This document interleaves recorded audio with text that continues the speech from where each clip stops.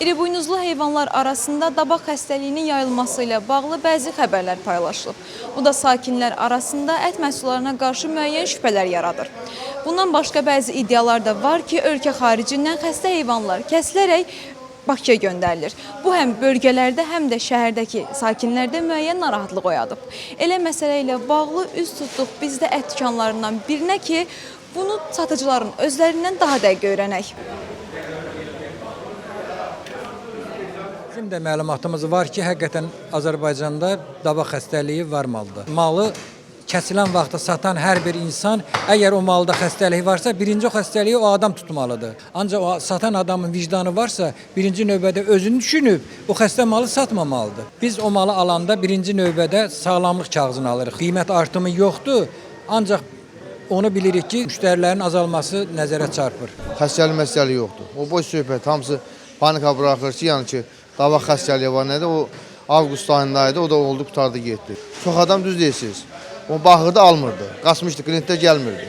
Ona görə də özümüz göz qabağında, klientin gözü qabağında kəsirik. Ahanda bilinməlidir ki, bu ət ağappaqdır, bu təmiz ətdir. Bu saf sarıdır, yox, qırmızıdır.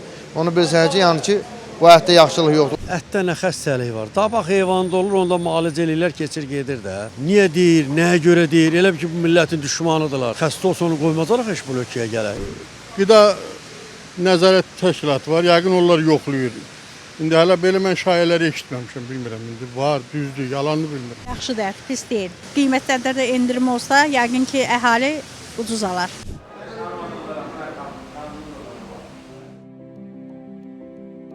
Dabaq xəstəliyinin yayılması həm heyvanların sağlamlığına, həm də iqtisadiyyata mənfi təsir göstərir. Bu səbəbdən müvafiq tədbirlərin görülməsi və məlumatlılığın artması vacibdir. Dabaq xəstəliyinin yayılması ət və digər heyvan məhsullarının qiymətinə təsir göstərə bilər. Əgər xəstəlik nəticəsində heyvan sayı azalarsa, təklifin azalması qiymətlərin artmasına səbəb ola bilər.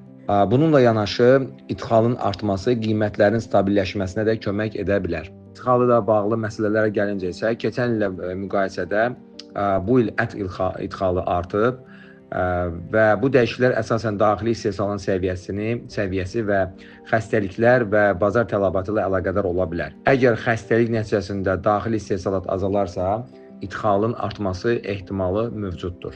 Məsələ ilə bağlı Qida Təhlükəsizliyi Agentliyinə sorğu ünvanladıq. Bildirildi ki, ölkəyə idxal olunan, eləcə də yerli istehsal edilən bütün qida məhsulları üzərində əsaslı nəzarət tədbirləri görülür. Xarici ölkələrdən Azərbaycana gətirilən diri heyvanlar, həmçinin ət və ət məhsulları Qida Təhlükəsizliyi nəzarətindən keçilir.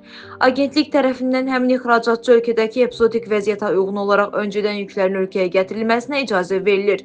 Yük partiyası bilavasitə ölkəyə idxal olunduqdan sonra agentliyin regional bölmələrinin əməkdaşlarının nəzarəti ilə yükə baxış keçirilir. Məhsullardan nümunələr götürülür, müayinə məqsədi ilə laboratoriyalara təqdim olunur.